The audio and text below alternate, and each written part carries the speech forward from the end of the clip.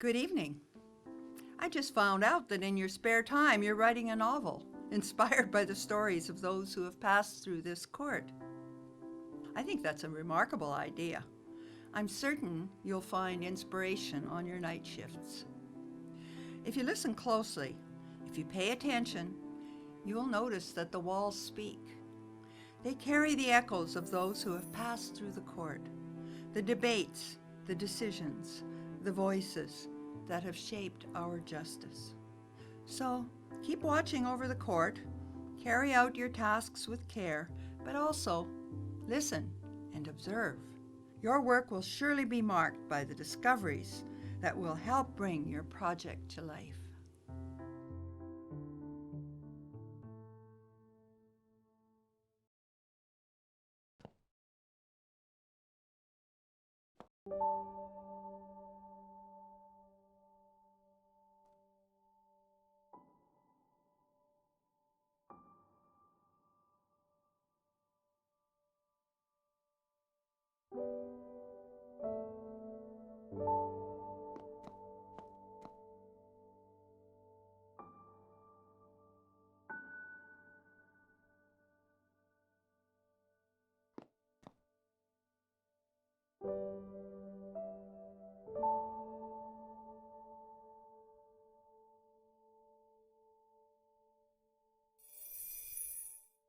So when Mr. Julius Gray mentioned about there will be some challenges when we will be fighting this case, is that people give up because it's hard, it's tough.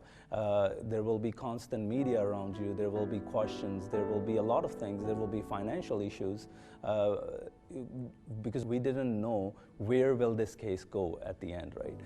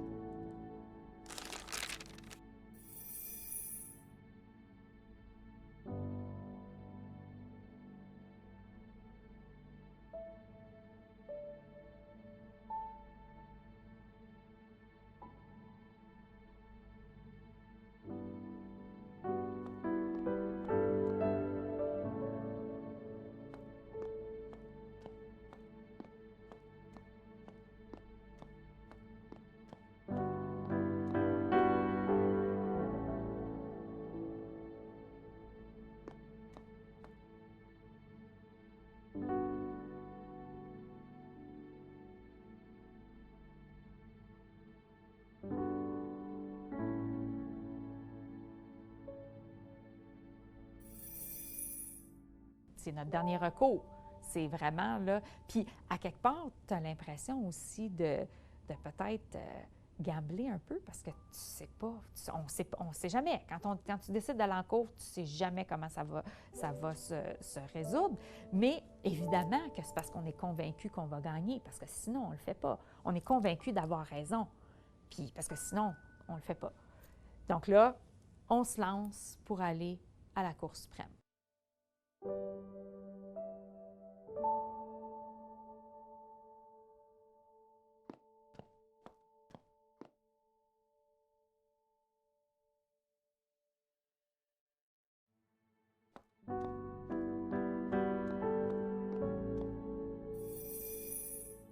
It came down to whether I wanted to go to the Supreme Court. If I said, no, I didn't want to go to the Supreme Court, then we weren't going to the Supreme Court.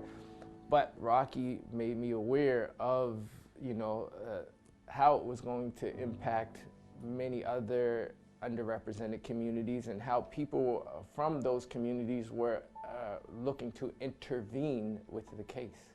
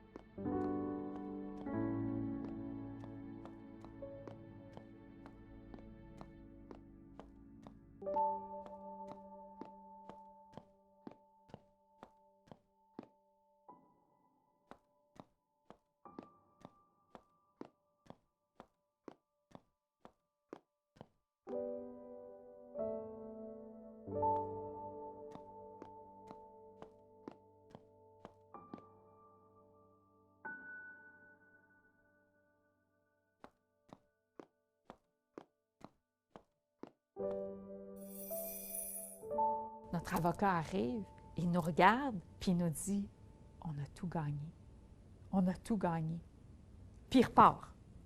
Là, c'est comme « OK, mais Susanna, on a tout gagné. » On est au 7e ciel. Les années qu'on a passées, l'argent qu'on a dépensé, parce que c'est 10 ans à avoir travaillé là-dessus. Puis là, on nous dit « Vous aviez raison, ils ne comprennent rien en CB, c'est vous qui avez raison, puis vous avez en fait bien fait de vous rendre jusqu'ici, parce que maintenant, vous avez un jugement sur quoi vous appuyer. »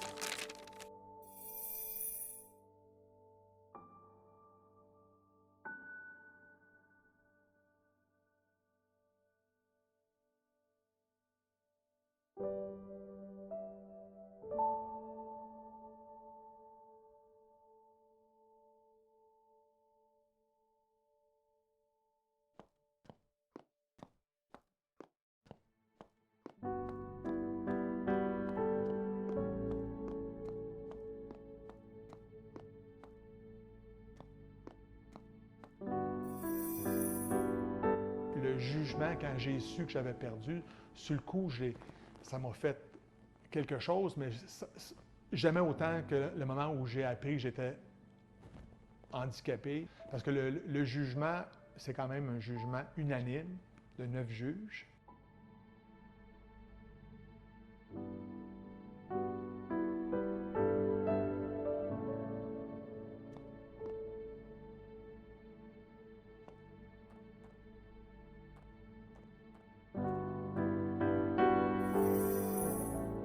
Keeping in mind this would have been 1970. So that realization that we lost by 1 vote it was really difficult because I had that sense of loss and belief in justice. That was what I felt. You know, that there's no such thing as justice. You know, it was just so obvious, and people who are administering justice at the highest court in Canada just would not see it, would not recognize. So that sense of almost like betrayal by the justice system, that's what I felt.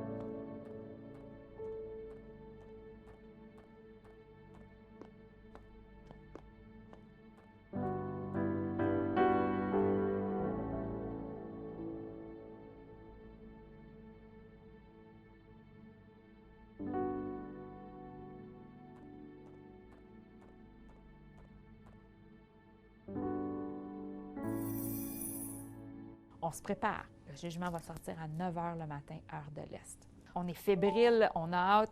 Notre service des coms nous organise. On est là avec les apps panneaux. On veut avoir là, le moment quand ça va se passer, quand on va apprendre c'est quoi le jugement. On veut avoir notre réaction. Puis moi, dans ma tête, tout le temps, quand je pense à la Cour suprême, je pense à Arsenault Cameron, puis la madame qui est au téléphone, qui attend, puis elle reçoit le jugement, puis elle lève les bras dans les airs parce qu'ils ont gagné. Moi, j'ai ça dans la tête. Pourquoi? Peut-être parce que c'est la photo que j'ai vue au Musée des droits de la personne à Winnipeg. Je le sais pas, mais c'est cette photo-là que j'ai dans la tête. Puis je dis à nos coms, je dis, faudrait qu'on fasse une photo qui ressemble à ça, parce que c'était comme...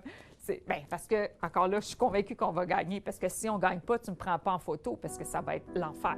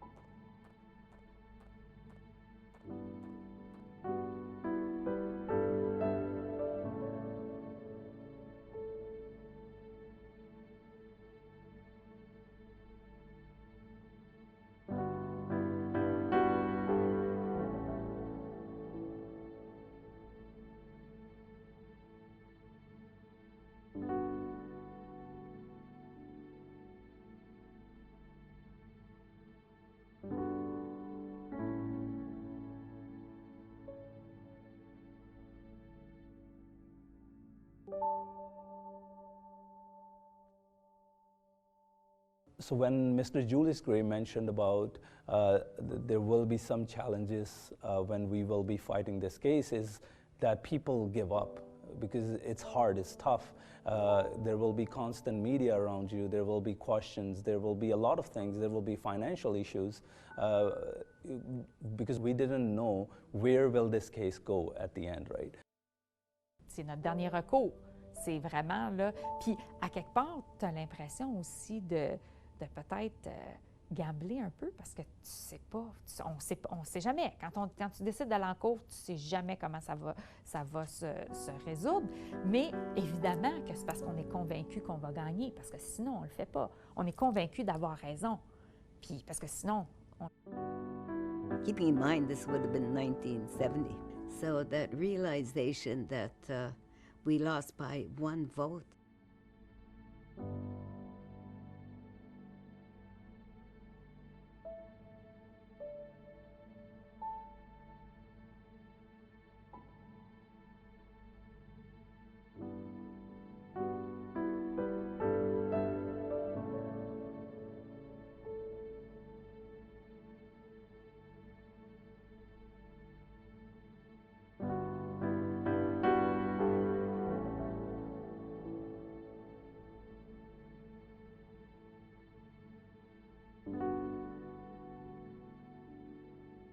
It came down to whether I wanted to go to the Supreme Court. If I said, no, I didn't. Le jugement, quand j'ai su que j'avais perdu, sur le coup, ça m'a fait quelque chose, mais jamais autant que le moment où j'ai appris que j'étais handicapé. Parce que le jugement, c'est quand même un jugement unanime de 9 juges. Notre avocat arrive, il nous regarde, puis il nous dit « On a tout gagné. On a tout gagné. » Puis il repart. Là, c'est comme « OK, mais Susanna, on a tout gagné? »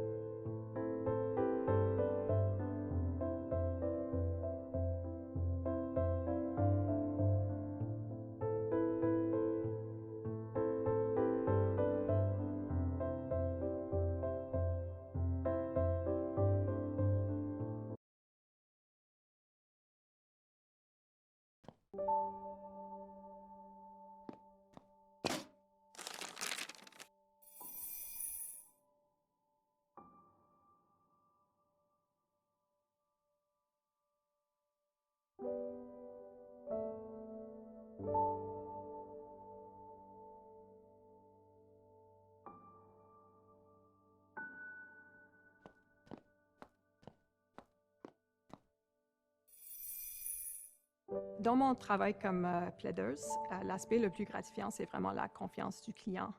Lorsqu'on représente, que ce soit des personnes ou des sociétés ou des corps publics devant les tribunaux, on présente leur histoire, on les représente face au monde, parce que la plupart des dossiers sont publics et surtout lorsqu'on se rend en Cour suprême, il y a un grand intérêt public dans les dossiers. Alors c'est vraiment une relation de la plus haute confiance.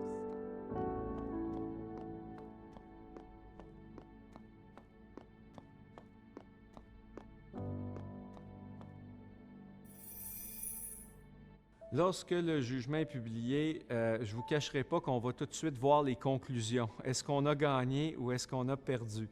C'est la première chose qu'on fait. Et après ça, on a ce rôle-là d'analyser très rapidement le jugement pour pouvoir en distiller l'essence et l'expliquer là, à nos clients. Alors, disons que même si on gagne, on n'a pas vraiment le temps de célébrer la victoire avant plusieurs heures plus tard.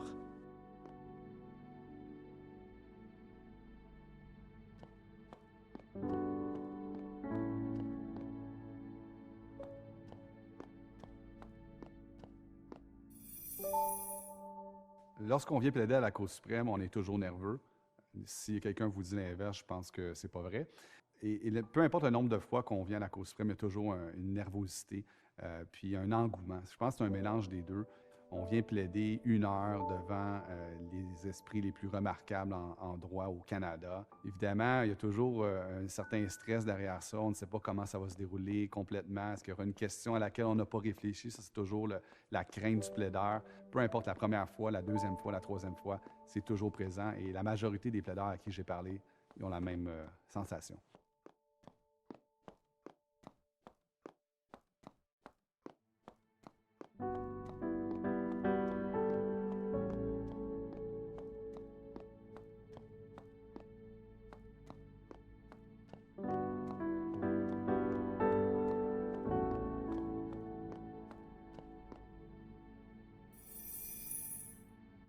People always ask me what are the most powerful cases that I remember in my career, and they always expect me to talk about wins. And you know, the excitement of a win, you become a bit of an adrenaline junkie, and adrenaline doesn't last very long. It's a 24-hour period of euphoria, and that's it. But the losses always stay with you. And the reason the losses stay with you is that our job as lawyers, in my view, is very significant. And if you don't get the result that you think you should have gotten, you have to think about what you did wrong. And you will beat yourself up for the rest of your life about those losses, those ones that you thought you should have won, but you didn't.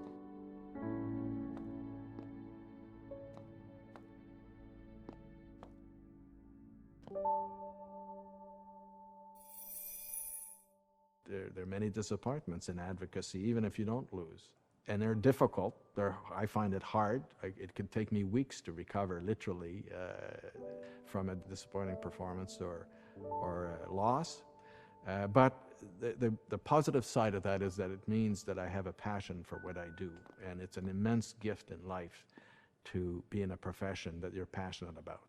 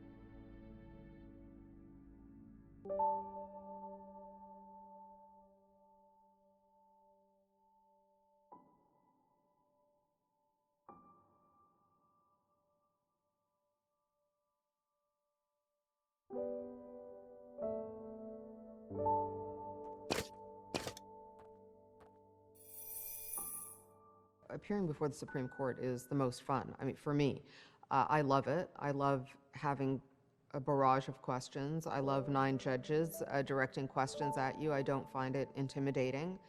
It's what I went to school for. It's what I went into this profession for. And it is absolutely fascinating. It's incredibly fascinating and a real adrenaline rush.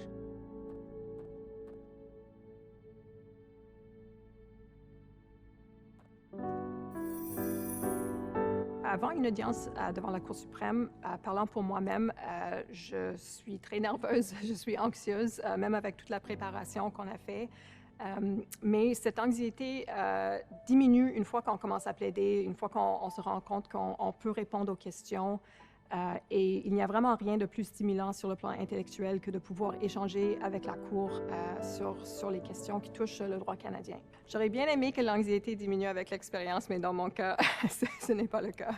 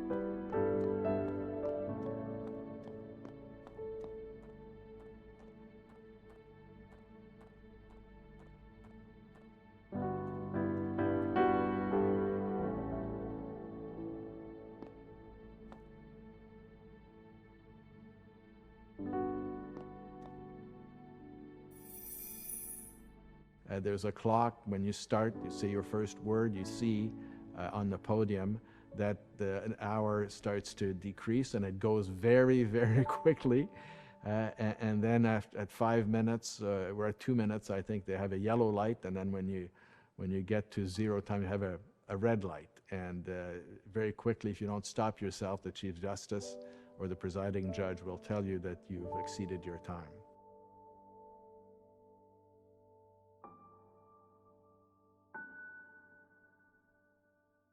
There's a clock.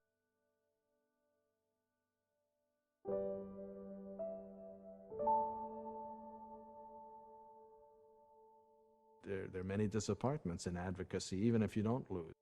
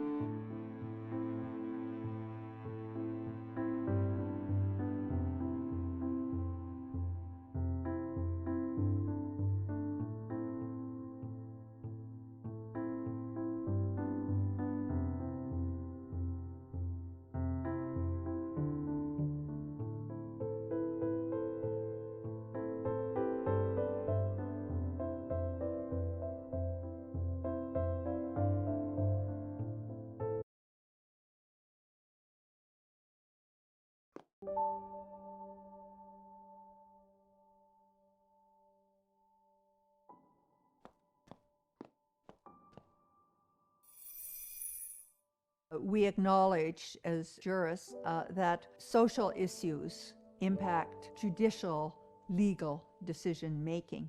They come in many ways. First, one simply will have an awareness as a judge if a case has attracted a lot of controversy with people deeply divided. And so you will approach that case knowing there are different views passionately held which reflect different social realities or the perceptions of different social realities.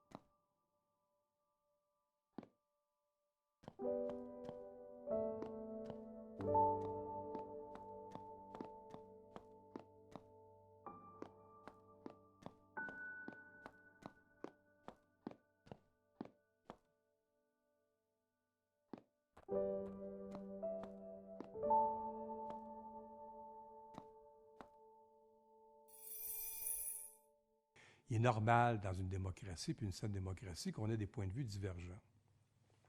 Et ça se reflète également à la Cour suprême sur certains enjeux.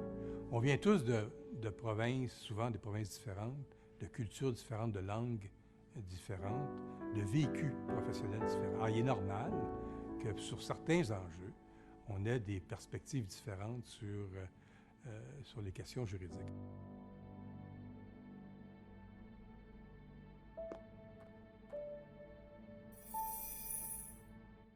was a time when I started my legal career when there were virtually no women on the bench.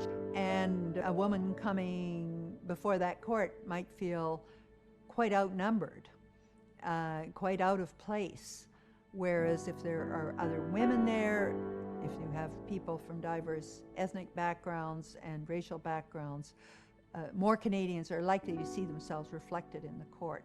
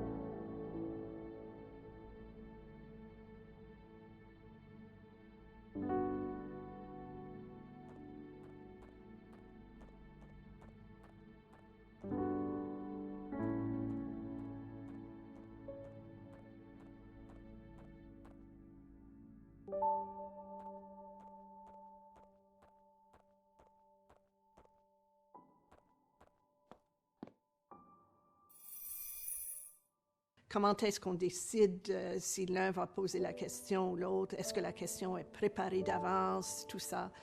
Je peux dire que c'est pas mal spontané. Un juge ne devrait pas dominer dans la session de questionnement. Alors, on pèse sur un bouton, le bouton allume, mais on attend. Oui, il y a certaines questions qui viennent à la surface en raison de la lecture approfondie qu'on fait avant l'appel. Mais il y a d'autres questions qui, ça vient assez naturellement des soumissions des avocats.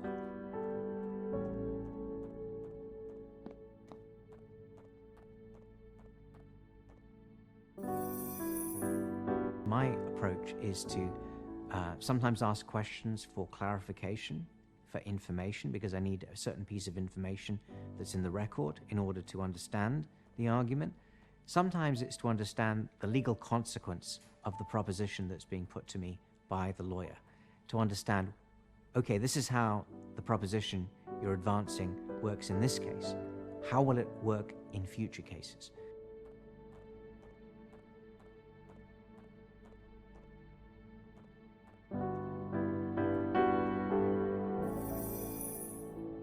One woman changes the dynamic, 2 makes it better, 3 made it different, and when we got 4, it was even a different dynamic.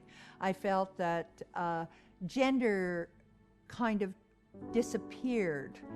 Not that anyone ever referred to it overtly, but when you're the only woman on a bench, you enter the room or you say something, and you always seem to feel that you're being judged not only as a judge, but as a woman.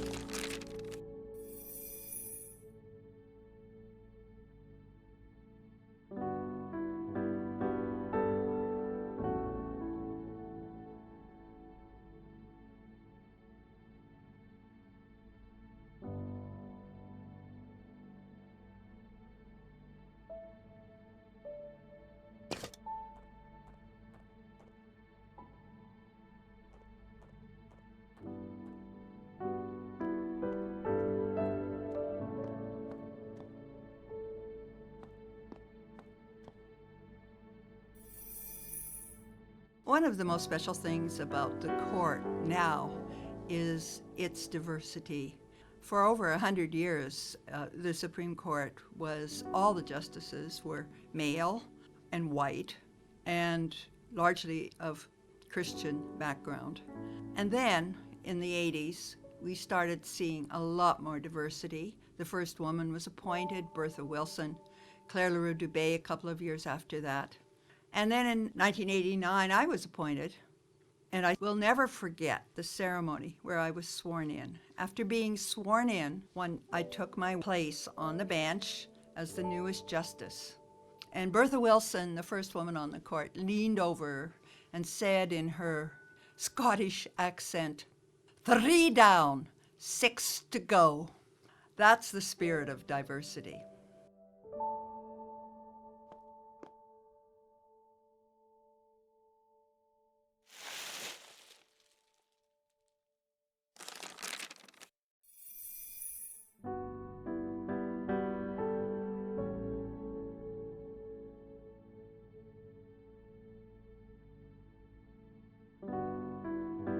One of the most special things. One woman changes the dynamic, 2 makes it better, 3 Comment est-ce qu'on décide? was a time when I started.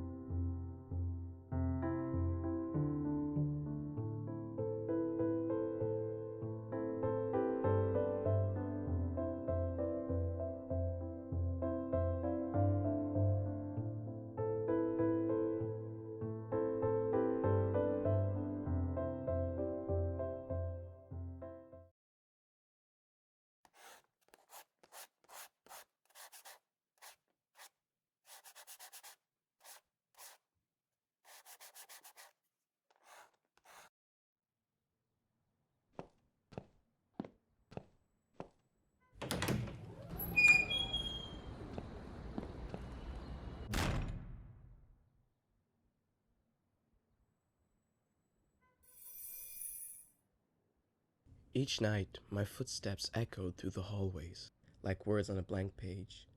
In the silence, I would listen to the voices from another world, lives, struggles. I gathered these fragments and learned how to truly listen. It's all here, alive, lingering in the very walls. They call them echoes. It's a nice word. Sounds clean, light, like something that bounces off the walls and just fades away. But these stories, wrestled from time, are more than just shadows. They have weight, they have warmth, a humanity you can't just sweep away. Through my novel, I wanted to pay tribute to them. It's an imperfect tribute, but an attentive one. Now, I'm putting down my mop, but those echoes, they're still humming. Can you hear them?